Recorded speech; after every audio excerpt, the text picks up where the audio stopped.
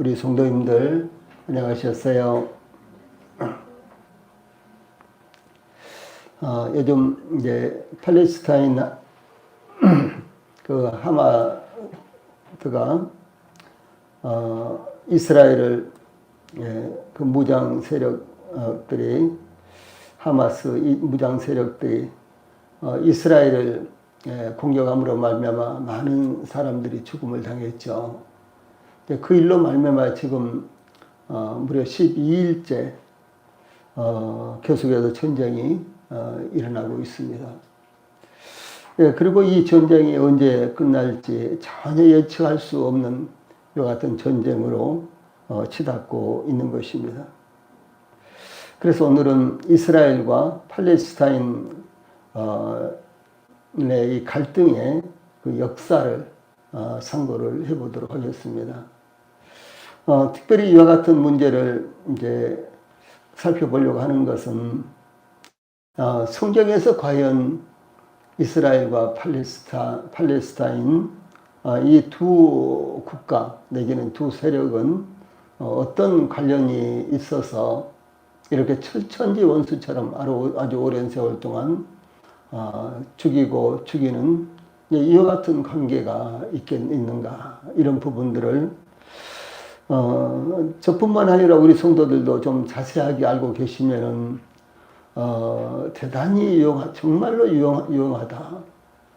저희들이 성경을 이해하는 데뿐만 아니라 이 세상의 이와 같은 흐름을 이해하는 데 있어서도 대단히 유용하다, 이런 생각을 저희들이 제가 평상시에도 해왔습니다.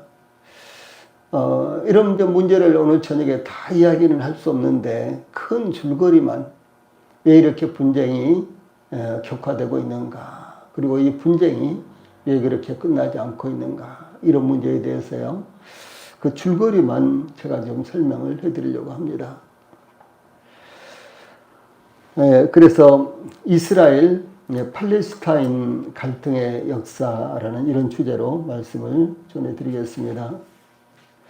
지난 10월 7일 토요일 새벽, 이스라엘로서는 안식일이었습니다. 안식일은 이스라엘로서는 아무것도 하지 않고 그야말로 밥도 안 해먹죠. 지금도 이스라엘은 그렇습니다. 그래서 이렇게 이스라엘은 안식일을 지키는데, 이 가자 지구의 팔레스타인 무장단체 하마스가 이스라엘을 향해 500여 발의 로켓포를 무차별적으로 쏘았습니다. 제가 이 부분을 오늘 저녁에 전할 말씀을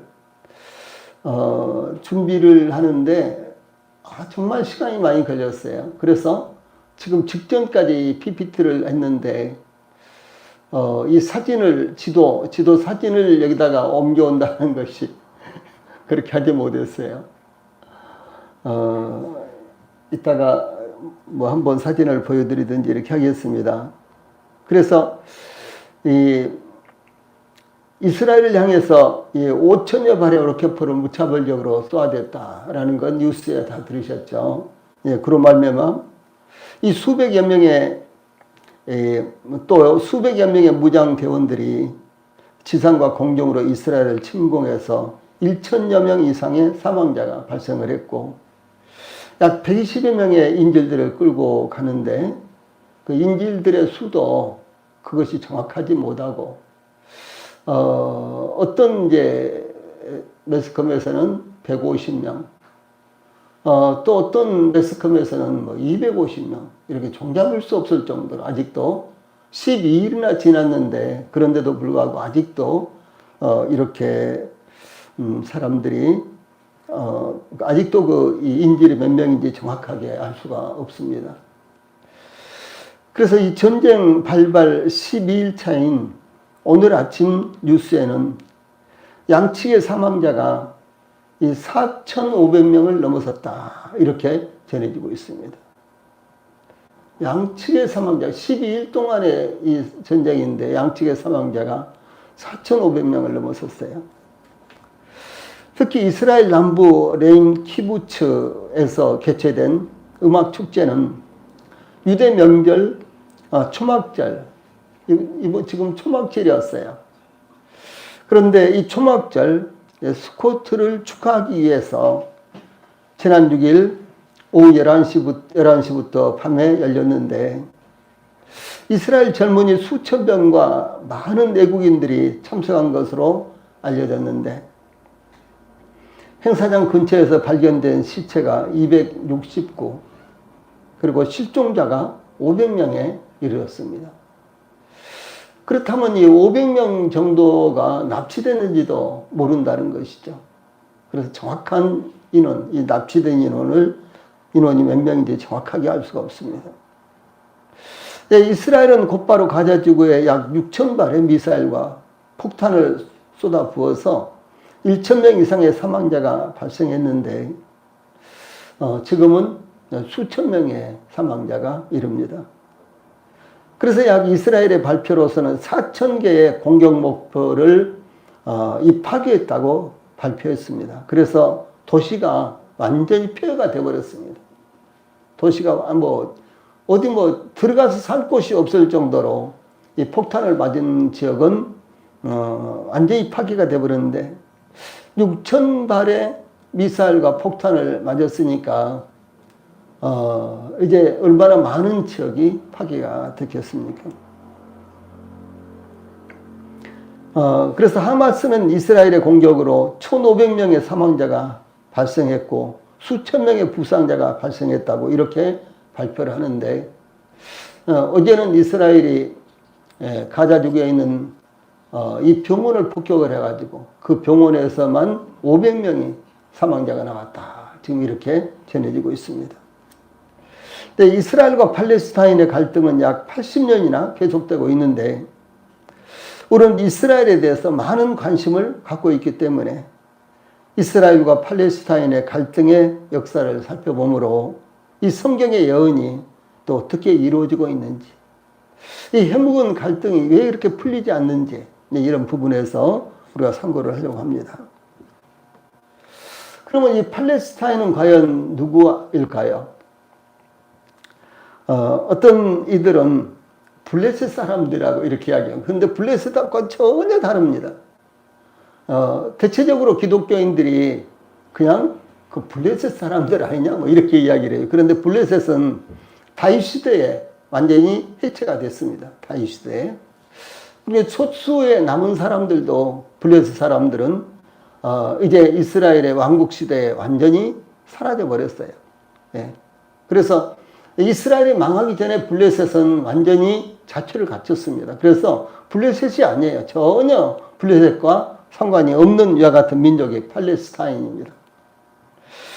우리가 성경에서 배우고 있는 대로 가나안 땅적 팔레스타인에는 아브라함이 갈대아 우리에서 이주하기 이전부터 가나안 원주민이 살고 있었습니다. 이스라엘이 애굽에서 해방된 후 가나안 땅을 점령하여 12지파에게 분배했으나 이스라엘은 하나님을 떠나 이방신을 받아들이므로 남북으로 솔로몬 이후에 분단이 됐고, 그러나 이 돌이키지 않으므로 이 북왕국은 아수리에 멸망당했고, 그리고 남왕국 유다는 BC 486년 바빌론에 멸망당하여 국소수에 힘없는 주민들을 제외하고 모두가 포로가 되어서 바벨론으로 끌려갔습니다. 그 후 바사의 고레스 왕에 의해서 바벨론이 멸망당하고 유대인들은 귀환령이 내려져서 바벨론에 끌려간 지 만 70년이 되는 BC 586년부터 세 차례에 걸쳐 약 15만여 명이 3차에 걸쳐 예루살렘과 유다로 귀환을 했습니다. 그래서 성전을 재건했는데 제2성전 그러죠. 그래서 우리가 에스라서라든가 느헤미야서에서 볼 수 있는 것이 이제 포로로 잡혀 바빌론에 멸망을 해서 포로로 끌려갔지만 바사의 초대왕 고레스 이 대제에 의해서 귀환 명령이 내려지고 그리고 성전 재건이 허락이 되므로 귀환했던 이와 같은 이제 유대 민족들이 에스라서는 성전을 재건하는 것, 그리고 이제 또 학계에서 또 스가랴서까지 성전을 재건하는 것과 같은 내용이 이제 주된 주제로 나타나고 있고, 그 다음에 느헤미야에서는 성전을 재건했으니까 성벽을 재건해야 되겠죠. 그래서 성벽을 재건하는 이와 같은 내용이 주된 주제로 나타나고 있는 것입니다. 그래서 유다 백성들은 이 바사에서 귀환해서 성전을 건축하고 예루살렘 성벽을 준공해서 성전 예배를 해보겠습니다. 그러나 유대교는 급격하게 문자에 매인 율법을 지키기와 외식에 치우쳐 생명력을 잃고 말았습니다. 그래서 이제 말라기서에서부터 이제 시작된 문제가 뭔 거는 이제 외식이에요. 그래서 문자대로만 하고 그 율법의 정신은 외면하는, 율법을 지키되 문자대로는 지키는데 정신은 외면하는 이제 이와 같은 이제 상황이 이스라엘에서 일반화됐다는 거죠. 그래서 예수님께서 마태복음 23장에서 화 있을진저 외식하는 서기관들과 바리새인들이야. 그래서 7번이나 이렇게 저주를 하지 않습니까? 근데 이것이 말라기 시대부터 있었어요. 그래서 하나님 앞에 제사를 드리는데 병든 것, 다리가 없는 것, 귀가 하나 없는 것, 그래서 시장에 가져가서도 제값도 받을 수 없는 것을 하나님 앞에 제사를 드린다는 거죠. 제사는 드려요. 그런데 도저히 하나님께서 받을 수 없는 것을 제사를 드리는 것입니다. 이것이 바로 외식이었어요. 이것이 바로 문자대로는 하나님을 섬기는데 그 마음은 전혀 그렇지 않다는 거죠. 그래서 주 예수님께서 마태복음 15장에 보면 너희가 이 사람의 명령은 따르지만 그러나 그 마음속으로는 나를 존경하지 않는다. 나를 경배하지 않는다. 이렇게 말씀을 하셨죠. 바로 이런 이제 시대가 왔습니다. 예, 그때 이제 예언된 대로 예수님께서 베들레헴에 태어나셨지만 유대인들은 하나님께서 예언하신 대로 보내신 메시아를 받아들이지 않았습니다. 예수님께서 십자가를 짊어지시고 골고다 언덕을 향해서 나가실 때 예수님을 따라오며 슬피우는 여자들에게 누가복음 23장 28절로 31절에서 예루살렘의 딸들아 나를 위하여 울지 말고 너희와 너희 자녀를 위하여 울라. 보라 날이 이르면 사람이 말하기를 잉태하지 못하는 이와 해산하지 못한 배와 먹이지 못한 젖이 복이 있다 하리라. 그때 사람이 산들을 대하여 우리 위에 무너지라 하며 작은 산들을 대하여 우를 덮으라 하리라. 푸른 나무에도 이같이 하거든 마른 나무에는 어떻게 되리요? 라고 말씀하셨는데 장차 이스라엘이 어떤 고난을 당하게 될 것인지 예언하신 말씀입니다. 푸른 나무는 일반적으로 유대인을 의미하고 마른 나무는 이방인들을 의미한다. 이렇게도 해석합니다. 예수님께서 십자가에 못 박혀 죽음을 당하신 후 약 40년이 흘렀을 때 로마 총독 게시우스 플로루스라는 사람이요. 그래서 예수님 당시에도 로마 총독의 지배를 당하고 있었잖아요. 그래서 예수님 당시에는 빌라도가 로마 총독이었죠. 그런데 예수님께서 십자가에 못 박혀 죽음을 당하시고 승천하신 후 약 40년이 흘렀을 때 그 당시에 로마 총독은 게시우스 플로루스라는 사람이었어요. 근데 이 사람이 AD 66년 4, 5월경에 예루살렘 성전 금고를 약탈하는 사건이 발생합니다. 그래서 이제 이 사건으로 인해서 유대인들은 로마의 통치에 항거하는 대대적인 해방운동이 벌어졌어요. 이스라엘의 열심 당원들은 로마 군인들을 공격하여 예루살렘 밖으로 밀어내었는데 로마의 군사령관 티투스는 67년 초에 대략 6만 명으로 구성된 강력한 세 군단, 제5군단, 10군단, 15군단 이렇게요 세 군단을 이끌고 시리아에서 갈릴리로 진격을 해옵니다. 그래서 예루살렘 성을 포위하여 토성을 쌓고 공격하여 3년 만에 함락시켰는데 그것이 서기 70년 8월 10일이었습니다. 예, 이스라엘은 이 공방전으로 인해서 110만 명이 전사를 했어요. 예루살렘을 지키려고 이제 로마와 이렇게 싸웠는데 이 일로 인해서, 이 전쟁으로 인해서 110만 명이 전사를 했습니다.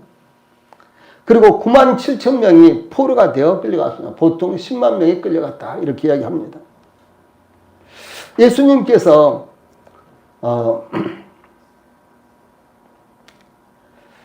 날이 이를지라 내 원수들이 토둔을 쌓고, 그러니까 누가복음 19장 43절 44절에 보면은 날이 이를지라 내 원수들이 토둔을 쌓고 너를 둘러 사면으로 가두고 또 너와 및 그 가운데 있는 내 자식들을 땅에 메어치며 돌 하나도 돌 위에 남기지 아니하리니 이는 내가 보살핌 받는 날을 알지 못함으로 인함이라. 이렇게 말씀하셨는데 이 말씀이 문자 그대로 성취가 됐습니다. 예루살렘이 로마의 티투스 장군에게 함락되면서 예수님의 이 예언, 누가복음 19장에서 말씀하신 이 예언이 문자 그대로 이루어진 거예요. 얼마나 참 신비스러운 이와 같은 일입니까? 그래서 이제 이스라엘 군사들은 대부분 다 전사하고 일부는 포로가 되어서 끌려갔고, 그의 구사일생으로 목숨을 건진 백성들은 세계 각지로 흩어지고 말았습니다. 그야말로 이 팔레스타인 땅, 이 가나안 땅에는 이스라엘 사람들이 씨도 없이 전부 다 사라져 버렸어요. 이 로마는 바빌론과 마찬가지로 다시는 이곳에 유대인들의 나라가 세워지면 안 된다, 이런 생각으로요. 이제 유대인들을 예루살렘이나 유대 지방이나 이제 모든 지역에서 완전히 제거해 버렸습니다. 죽이거나 도망가거나 내지는 포로로 끌고 가거나, 이 셋 중에 한 가지였어요. 그래서 완전히 제거를 해 버렸습니다. 그래서 이 로마로 끌려간 약 9만 7천 명의 이와 같은 포로들은 1900년의 세월을 보내면서 이제 끌려간 그 유대인들이 수가 굉장히 늘어났죠. 그래서 히틀러에 의해서 600만 명, 그리고 구소련에 의해서 300만 명이 학살을 당했습니다. 이렇게 이제 600만 명, 300만 명, 그래서 약 900만 명이나 되는 유대인들이 유럽에서 학살을 당한 것입니다. 그런데 이제 이스라엘이 멸망당하고 이때부터 자의반 타의반으로 이 팔레스타인 땅에 거주했던 사람들이 있었는데요. 그 사람들이 오늘날 팔레스타인이었어요. 그럼 이 사람들이 어떤 사람들인가? 첫째는 사마리아인들입니다. 예수님 당시에도 사마리아 여인이 있었죠. 그래서 사마리아 사람들이 있었죠. 그 사마리아 사람들, 그리고 또 강제로 이주된, 그러니까 저 이제 외진 곳에서 또 강제로 비워놓으면 안 되니까 땅을, 그래서 강제로 이주를 시켰는데, 이제 그것이 이제 이 바벨론에 의해서 유다가 멸망한 다음에도 강제로 이주해 온 사람들이 소위 사마리아 사람들이었어요. 그러니까 그곳에 소수가 남아 있었는데 강제로 이주해 온 사람들과 함께 결혼을 하고 이렇게 동화가 되어버린 사람들이 사마리아 사람들입니다. 근데 이 사마리아 사람들은 예수님 당시에도 그대로 있었어요. 그런데 이 로마에 의해서 예루살렘이 함락되고 유다가 멸망할 때도 사마리아 사람들은 100%는 남아있지 못했지만 여전히 많은 사람들이 그 땅에 남아 있었습니다. 그리고 이제 또 강제로 이제 이주로 된, 그래서 이 가나안 땅에 살고 있는 사람들, 그 사람들과 사마리아 사람들이 또 여전히 그들은 혼혈족이 됐습니다. 그래서 이 사람들이 소위 오늘날 팔레스타인이다, 이렇게 보시면 돼요. 아시겠죠? 그래서 이 팔레스타인은 뭐 블레셋 사람들과는 전혀 다른 사람들입니다. 그래서 이 팔레스타인 사람들이란 이와 같은 인종이 여기서 생긴 것입니다. 그런데 이제 세월이 흐르면서 제2차 세계대전이 대전 전부터 이스라엘은 이 독립하고자 하는 이와 같은 의지가 아주 강했습니다. 소위 예루살렘 이 가나안 땅으로 돌아가고자 하는 이와 같은 의지가 아주 강했는데 특별히 말씀드렸던 대로 저 독일의 히틀러에 의해서 그리고 러시아 이 구소련에 의해서 무려 900만 명이나 학살을 당하면서 그들이 하나님께서 그들에게 주신 그 땅으로 돌아가야 된다. 이런 열망이 강하게 일어난 것입니다.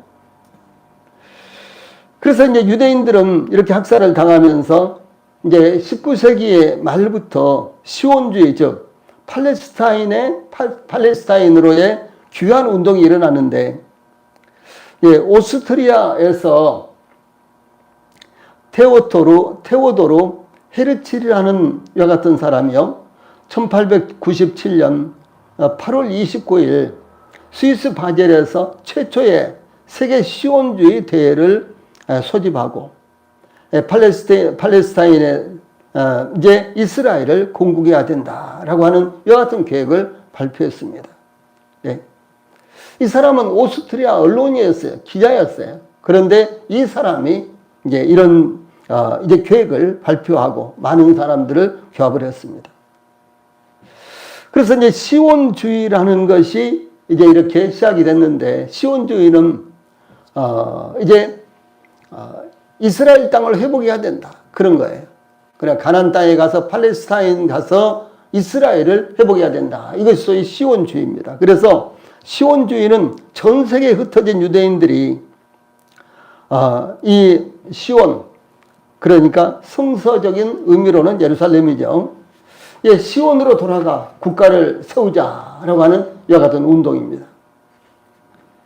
이후 유럽, 러시아 등에서 이 핍박받던 많은 유대인들이 팔레스타인 땅으로 본격 이주하기 시작했습니다. 그래서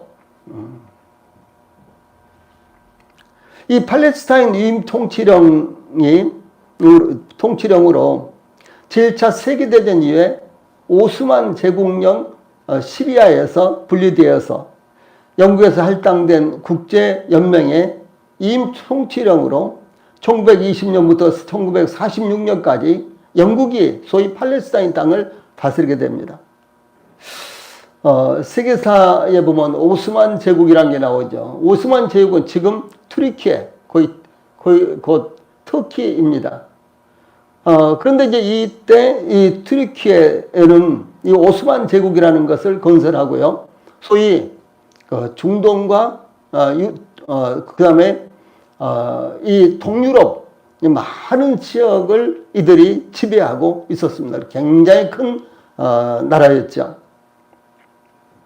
그런데 이제 이 오스만 제국과 소위 경합을 벌이는 그런 나라가 러시아와 그리고 프랑스와 영국과 이제 이런 나라들이었어요. 이런 나라들은 이제 어떻게 해서든지 오스만을 무너뜨리려고 계속해서 전쟁을 하기도 했습니다. 그런데 1923년 이후에 이 지역은 요르단강 서안 이 지역은 현재 이스라엘과 이 팔레스타인 자치정부가 위치한 이 팔레스타인 지역으로 1948년까지 영국이 통치했고, 요르단강 동쪽은 트랜스 요르단으로 분리해서요, 1946년에 요르단 하심 왕국을 건설했습니다. 그러니까 요르단강 동쪽은 이 요르단 왕국이 건설이 되고, 그 다음에 요르단강 서쪽은 영국이 1948년까지 통치를 하게 된 것입니다. 그런데 이제 그 즈음에 1914년에 세계 1차 대전이 발발하죠. 근데 영국은 이 팔레스타인을 지배하고 있던 오스만 제국과 이제 적대국이 되면서, 영국은 동맹국이었던 프랑스, 러시아와 전쟁 이후에 오스만이 멸망을 당하면 오스만 제국의 영토를 분할한다, 이렇게 약속을 했어요.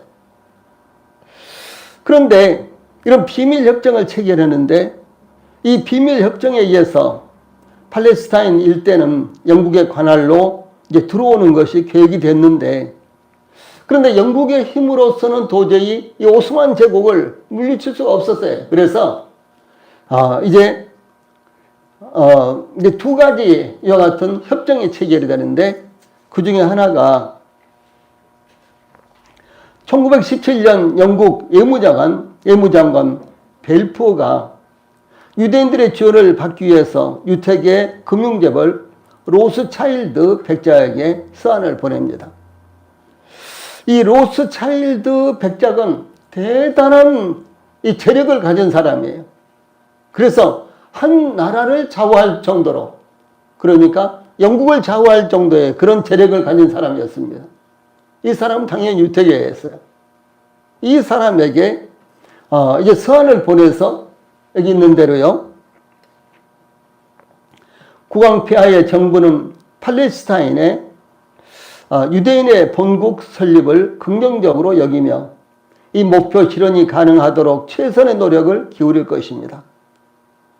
이 과정에서 팔레스타인에 사는 비유대 사회의 시민권이나 종교의 자유, 또 다른 나라에 있는 유대인이 향유하는 정책 권리와 지위를 해치는 어떤 일도 없을 것으로 이해하고 있습니다. 이렇게 편지를 쓴 거예요. 그러니까 팔레스타인의 유대계 왕국을, 유대계 국가를 세우는데, 유대계 국가를 세운 데 있어서 반대할 어떤 세력도 용납하지 않겠다, 이제 이런 사안이었습니다. 이런 이제 이 약속이었어요. 그런데 영국 내각의 승인까지 받았다고 이렇게 밝힙니다.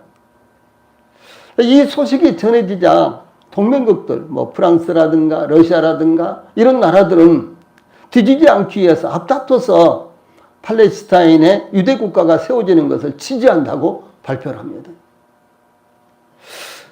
그런데 또 한 가지 약속이 있는데, 그것은 영국의 속셈은 유대 국가를 세운다는 것을 전혀 바라지 않았어요. 왜냐하면 자기들이 계속해서 그 지역을 이제 지배하고 아예 자기 영토로 만들려고 그랬었죠. 전혀 그런 생각을 하지 않았습니다. 그런데도 불구하고 유대인들을 끌어들이고, 그래서 이 오스만 제국과의 전쟁에서 승리하기 위해서 잠시 이용을 하려고 했던 것이죠. 그래서 유대인들과 이 아랍인들을 활용하기 위해서 그들을 끌어들이는데, 그러므로 영국은 전쟁에서 이기기 위해서 아랍 사람들에게도 이미 비밀 약속을 했어요. 그런데 그 약속은 유대인들과는 1917년에 약속을 했는데, 이 아랍 사람들에게는 1915년에 이렇게 했습니다. 그런데 이 아랍인들은 이 팔레스타인에서 총 1900년간 털을 잡고 살았는데 결과적으로 영국에 속았다는 거죠. 그런데 자기들에게도 약속을 했는데 2년 후에 또 유대인들에게 또 약속을 하거든요.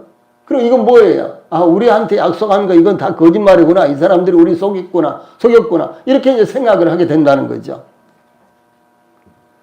그래서 이제 아랍인들은 전쟁이 끝나면, 1차 대전이 끝나면 팔레스타인의 독립을 보장한다, 이런 맹마흔 서한을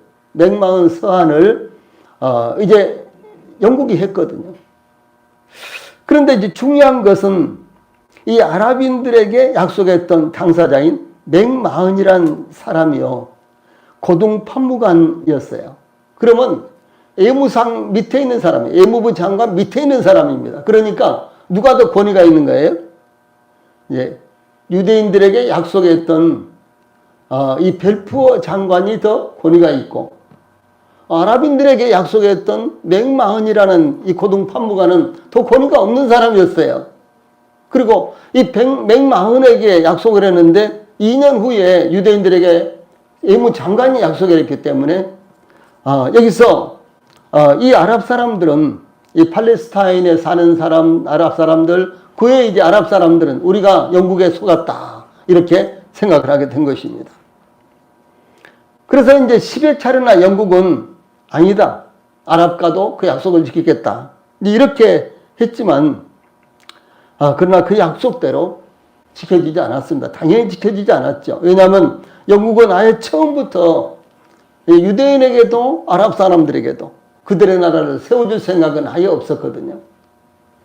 그래서 이 벨포어 선언은 이스라엘에게는 대환호를 이제 받았지만 팔레스타인에서 1900년간 틀을 잡고 살아온 아랍 민족은 뒤늦게 벨포어 선언을 듣고요, 배신감에 떨었습니다. 이 아랍 유목민들을 가리켜서 베두인이라 그러는데, 이들은 영국군과 함께 시리아와 요르단, 팔레스타인에서 이 오스만 투르크 제국과 싸우면서 전사자 10만 명까지 내면서도 영국에 협조했기 때문에 벨푸어 선언에 강력하게 항의를 하지만 소용이 없었습니다. 아라비아의 로렌스, 여러분 그 재밌는 영화 보셨죠? 거기에 이제 소위 이 영국군에 협력을 해서, 아랍 사람들이 협력을 해서 오스만 제국을 물리치는 이와 같은 내용입니다. 그런 일을 실제로 이제 아랍 사람들이 했는데요. 그때 이제 10만 명이나 아랍 사람들이 죽으면서도 영국을 도와서 이 오스만 제국을 물리친 것입니다. 그런데도 불구하고 이제 그들이 이 사기를 당한 거나 마찬가지였습니다. 그래서 아랍 사람들은 벨푸어 선언에 항의를 했으나 소용없었습니다. 그리고 전쟁이 끝났을 때 영국은 어느 누구와도 약속을 지키지 않았습니다. 그런데 이스라엘에게 벨푸어 선언은 점차 현실화되어 팔레스타인의 국가를 세운다는 희망을 갖고 팔레스타인으로 돌아가는 유대인들의 수가 아주 급증하게 됐습니다. 그래서 벨푸어 선언 당시 팔레스타인의 유대인 인구가, 지금 이스라엘 땅에 살고 있는 유대인 인구가 8만 명 수준이었는데 2차 대전 직후에 50만 명으로 불어났습니다. 이 상황이 이렇게 되자 결국 유엔은 1947년 11월 팔레스타인을 분할해서 아랍 국가와 유대 국가로 이렇게 나눠주자, 이렇게 이제 유엔에서 결정을 했어요. 왜냐하면 이렇게 놔두면은 영국은 이제 오스만 제국의 이 확장을 막았고 그들을 멸망시켰지만은, 그러나 국제적으로 신뢰가 없는 국가가 되어버렸잖아요. 그 당시 영국은 굉장히 강력한 국가였죠. 그래서 이제 유엔이 그 팔레스타인 땅에 아랍인들로 이루어진 팔레스타인 나라와 이제 유대인으로 이루어진 이스라엘이 나라를 세우도록 그 땅을 나눠주자, 이제 이렇게 이제 유엔에서 결의를 했습니다. 그런데 이스라엘은 이 결의를 받아들였지만 아랍인들은 거부했습니다. 왜냐하면 이 결의안에 따르면은 당시 팔레스타인 지역에서 유대인이 소유한 땅은 전체 토지의 약 6%에 불과했습니다. 유대인 수가 워낙 적었기 때문에 유대인이 소유한 땅은 6%밖에 안 됐어요. 그런데 유대인에게 팔레스타인 땅의 56%를 주는 것으로 유엔이 결정을 해버린 거예요. 아니, 대부분의 땅은 아랍 사람들이 가지고 있는데 대부분의 땅을, 절반 이상의 땅을 유대인들한테 주는 것으로 유엔에서 그렇게 결정을 하니까 그걸 받아들이겠어요? 절대로 안 받아들이죠. 바로 그런 것이었습니다. 그래서 이 아랍인들 입장에서 볼 때 유엔 분할안은 매우 불평등했던 것입니다.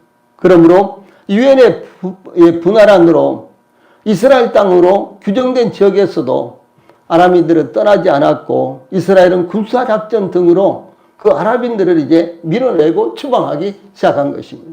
이제 여기서부터 최초의 갈등이 시작된 거예요. 유엔이 그렇게 딱 분할했는데 여기는 유대인 땅, 여기는 아랍 사람 땅. 그런데 유대인 땅에도 대부분 다 아랍 사람들이 살고 있는 거예요. 그런데 이스라엘은 여기는 유엔이 정해준 땅이니까 이제 아랍 사람들을 몰아내자. 그래서 몰아내고 심지어 이제 무력으로 쫓아냅니다. 여기서 이제 심한 갈등이 일어나기 시작했다는 것이죠. 또한 그 당시 이제 국제 정세도 유대인들에게 상당히 호의적이었습니다. 왜냐하면은 제2차 세계대전 당시 벌어진 홀로코스트, 그러니까 1933년에서 1945년 사이에 일어난 독일에서 그리고 구소련에서 유대인들을 엄청나게 학살했죠. 그것을 가리켜서 홀로코스트라고 이렇게 말합니다. 그런데 이 홀로코스트는 국제사회로 하여금 유대인들에게 동정을 보내게 됐습니다. 이와 같은 흐름에 힘입어서 유대인들은 1948년 5월 14일 아랍권의 반대에도 불구하고 텔아비브 미술관에서 유대국가 건국위원회 의장 벤 구리온이라는 사람이 이스라엘의 독립을 선언을 합니다. 뭐라고 하는 거는 이스라엘 땅은 유대인의 탄생지이다. 여기서 최초로 국가를 만들었고 책 중에 책 성경을 세계에 전하였다. 우리는 이곳에 이스라엘이라는 유대인 국가의 설립을 선언한다. 이렇게 했습니다. 그런데 이런 선언이 있자마자 미국과 소련이 이스라엘 건국을 승인했습니다. 한편 이스라엘의 독립을 선언한 바로 그 다음 날 이집트 등 7개국의 아랍 국가연합들이 이스라엘을 공격하면서 제1차 중동전쟁이 시작이 됩니다. 북쪽에서는 레바논과 시리아가 밀고 들어오고 동쪽에서는 요르단과 이라크가 밀고 들어오고 남쪽에서는 이집트가 공격을 해왔는데 그야말로 이스라엘은 아주 풍전등화였습니다. 왜냐하면 이스라엘의 인구는 그 당시 65만에 불과했고요. 아랍 인구는 1억 4천이었습니다. 그러니까 이거 얼마나 차이가 납니까? 수십 배 차이가 나는 거죠. 도저히 상대가 안 됐습니다. 그런데 아랍연합군은 2만의 병력으로 이스라엘을 침략했습니다. 이것이 제1차 중동전쟁이었습니다. 그런데 이제 전쟁이 시작되자 이스라엘은 계속해서 밀렸습니다. 후퇴했습니다. 그리고 아랍연합국들은 이스라엘을 완전히 지중해에 밀어넣어 버리겠다고 이렇게 기세등등하게 계속해서 밀고 들어왔습니다. 이스라엘은 도저히 안 됐어요. 전투기 한 대 없었습니다. 제대로 된 탱크 한 대가 없었습니다. 그래서 계속해서 밀렸고 패배를 했습니다. 그런데 이제 전쟁이 지속되면서 미국의 최신 무기가 이스라엘로 들어오게 되었고요. 그래서 이제 이스라엘은 그 무기를 활용해서 아랍연합군을 격퇴하고 그리고 결국은 완전한 승리를 거두었습니다. 그래서 이 전쟁에서 승리한 이스라엘은 팔레스타인의 지역의 약 80%를 차지하게 되었고 팔레스타인은 300만 명이 난민으로 전락하여 현재까지 끊임없는 민족적 마찰을 빚고 있는데 이스라엘의 영토 확장으로 팔레스타인의 난민은 계속해서 늘어나고 있는데 현재 유엔 팔레스타인 난민기구에 따르면요.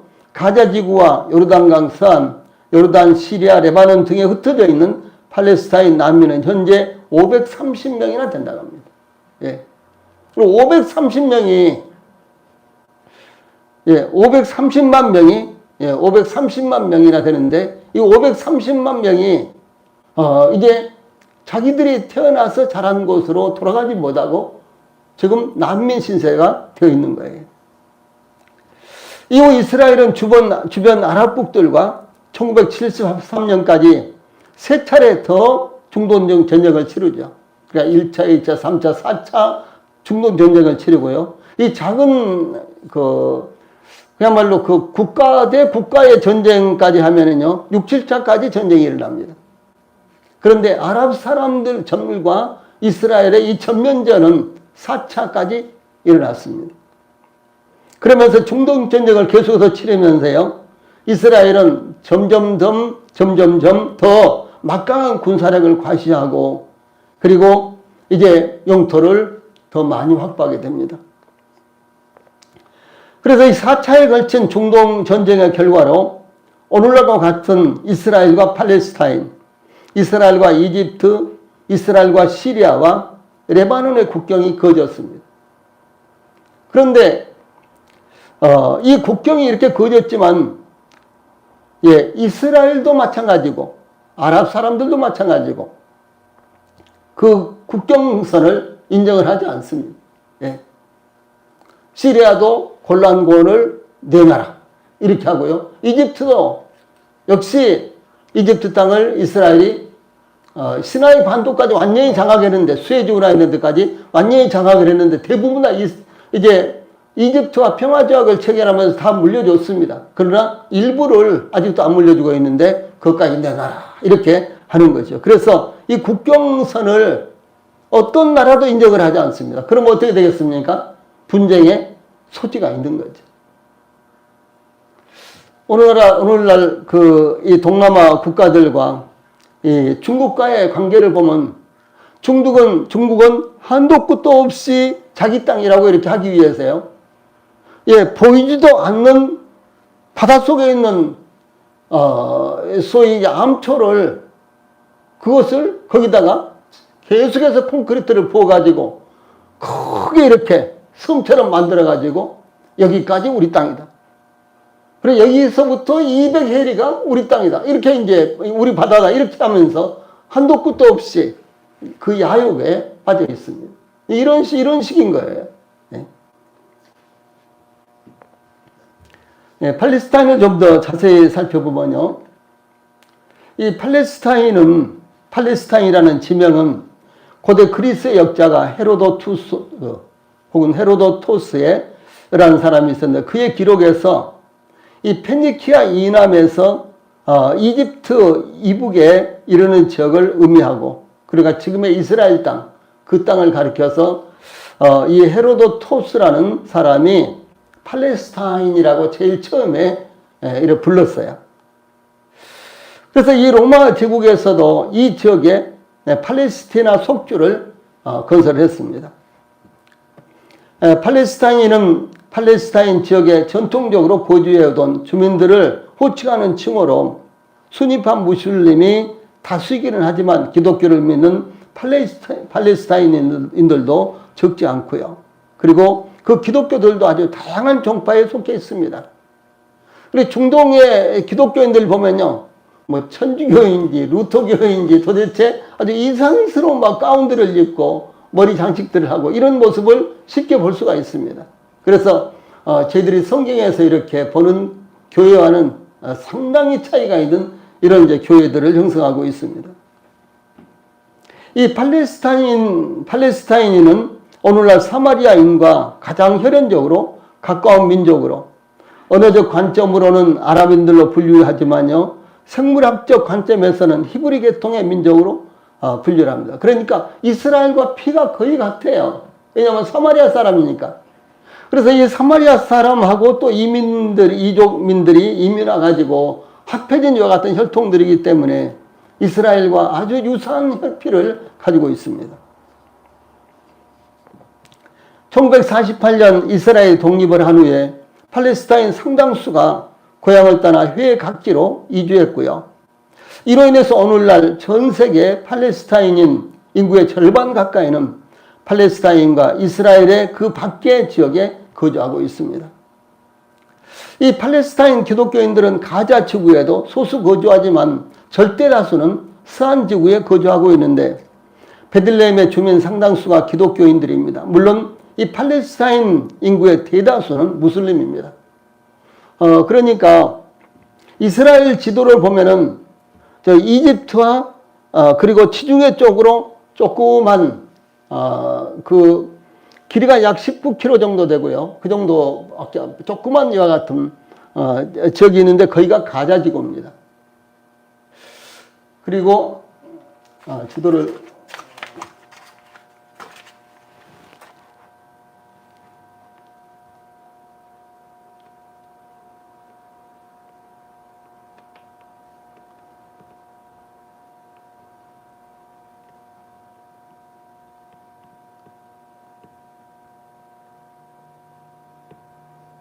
아니다.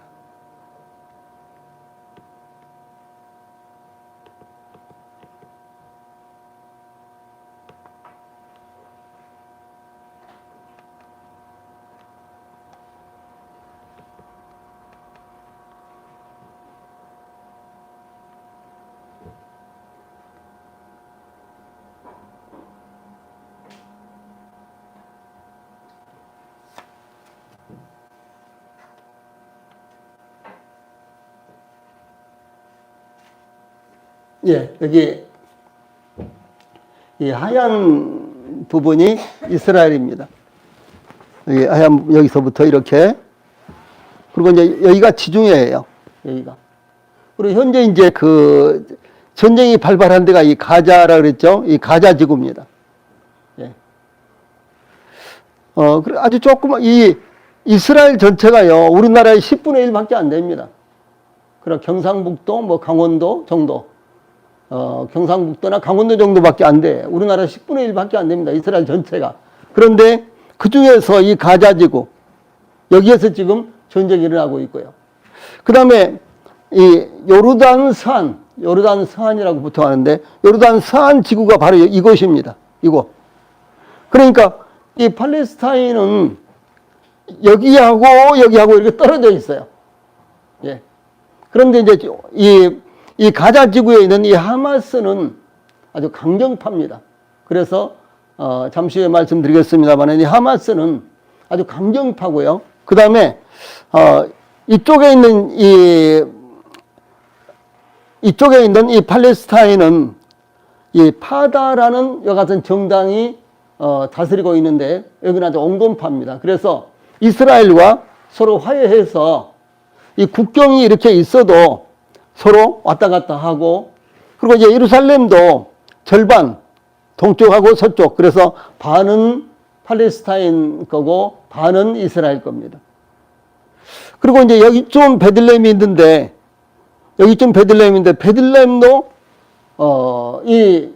베들레헴도 이 팔레스타인 사람들 소유예요. 근데 이 베들레헴에는 인구의 약 40%가 기독교인들입니다. 그리고 나머지는 대부분 다 모슬림이지만은, 이슬람이지만, 근데 기독교인들도 약 40%나 되죠. 그러니까 기독교 인구가 가장 많은 지역이, 이스라엘에서 기독교 인구가 가장 많은 지역이 이 베들레헴인데, 베들레헴이 소위 팔레스타인 그 나라에 속해 있다는 것이죠. 하나 더 보여드릴게요.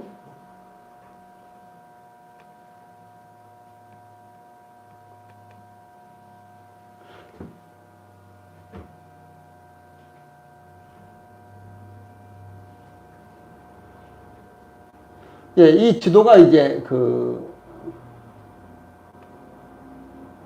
가자지구입니다.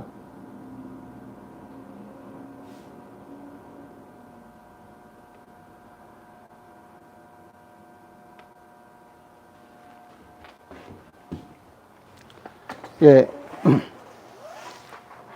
아까 이게 이제 그 이스라엘 땅인데 여기 한쪽에 있었죠. 그것이 이제 이거 크게 이렇게 해놓은 데입니다. 그리고 이제 지금 전쟁이 가장 이제 아주 치열하게 이루어지고 있는 데가 이 가자 시티입니다. 가자 시티. 그리고 여기에서 이 가자 지구에도 약 절반 정도 해서요. 이 북쪽에 있는 이와 같은 지역이 하마스가 아주 강력하게 통치를 하고 그리고 하마스의 본부가 있는 이와 같은 지역입니다. 그래서 지금 현재 이스라엘이 계속해서 포격을 하는 곳이 이 남쪽이 아니고 이 가자 지구의 이 북쪽입니다. 그래서 이 북쪽을 완전히 이제 괴멸시키겠다라고 하는 것이 지금 이스라엘이 지금 이제 시도하고 있는 것입니다.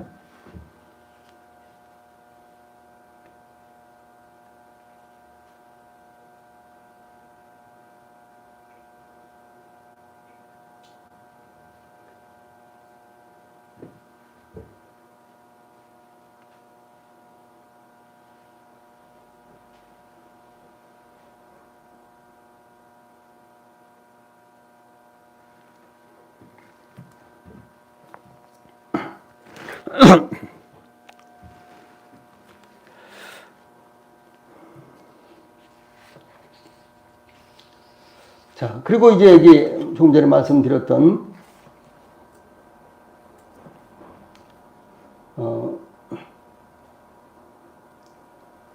그래서 이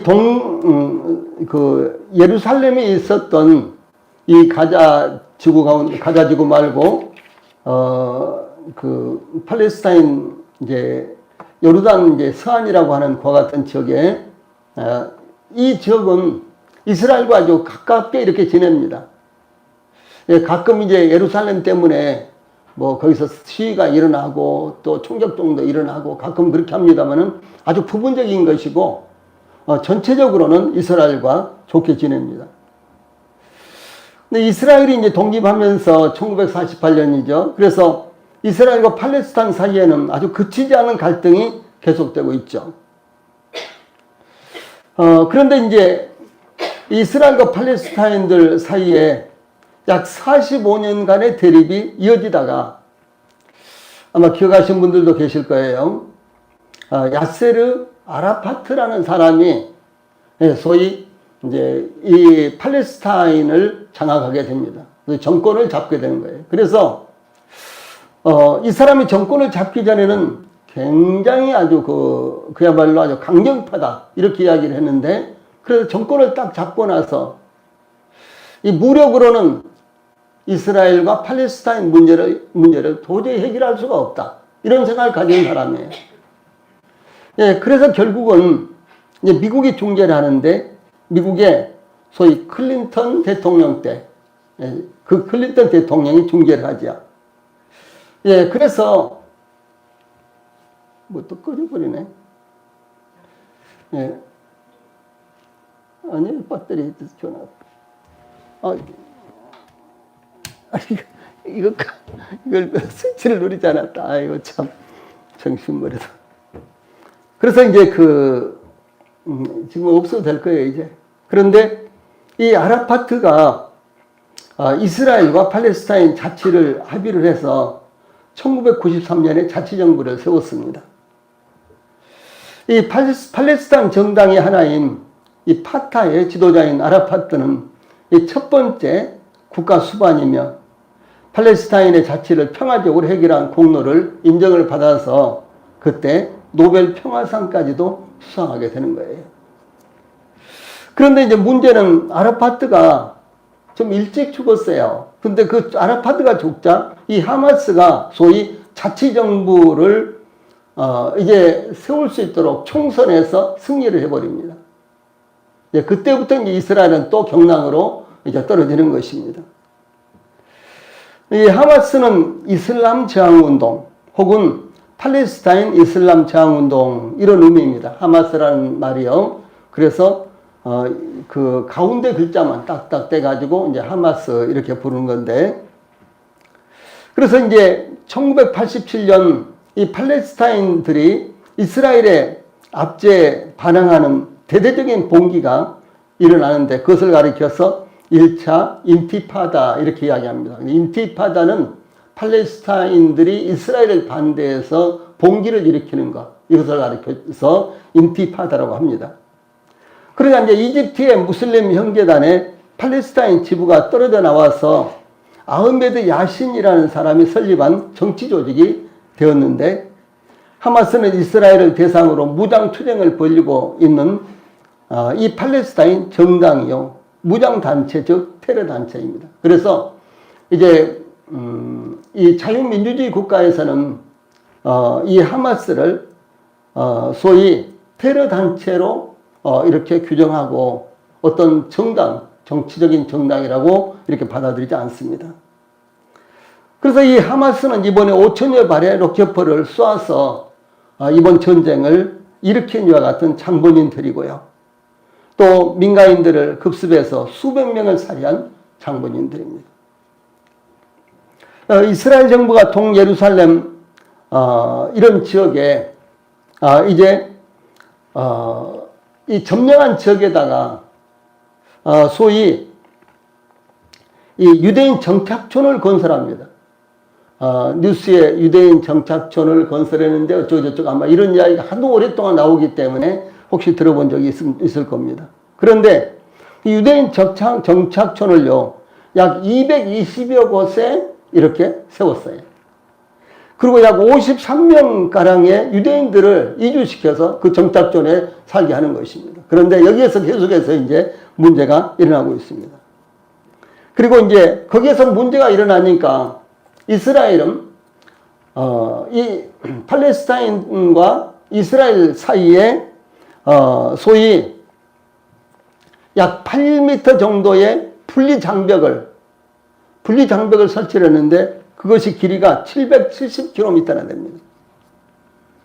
그러니까 팔레스타인에서 이스라엘로 올 수가 없고 이스라엘에서 팔레스타인으로 갈 수가 없습니다. 그런데 이것이 뭐 문제가 되는 거는 이 팔레스타인에서는요, 이스라엘로 와서 공장에도 다니고 일도 하고 그래서 대부분 다 먹고 살아요. 거의 대부분 그렇습니다. 그래서 팔레스타인 자체에서는 먹고 살 만한 이와 같은 어떤 시설이 안 돼 있어요. 일부 이제 농업을 하고 그런데 농업을 해서 무엇을 이제 생산을 해도 그것을 팔려고 하면은 이스라엘로 와서 팔아야 되는데 이 분리 장벽 때문에 할 수가 없습니다. 그다음에 이번에도 이제 이야기가 많이 나왔습니다만은 전기라든가 혹은 또 수도라든가 이런 모든 것들이 이스라엘에서 건너가는 거예요. 그리고 이스라엘에서 다 잠궈버리면은 팔레스타인은 아무것도 물도 없고 전기도 없고 그렇게 돼버린 것입니다. 이 가자 지구에 이번에 이제 문제가 일어나자 즉각적으로 이스라엘은 전기와 수도를 차단을 해버렸습니다. 그리고 모든 이 공급되는 모든 식품이라든가 이런 것들도 완전히 차단을 해버렸습니다. 그래서 이제 팔레스타인과 이스라엘은 지금처럼 이렇게 분리장벽을 이스라엘이 터주지 않으면은 계속해서 막고 있으면은 팔레스타인 사람들은 살아갈 수가 없습니다.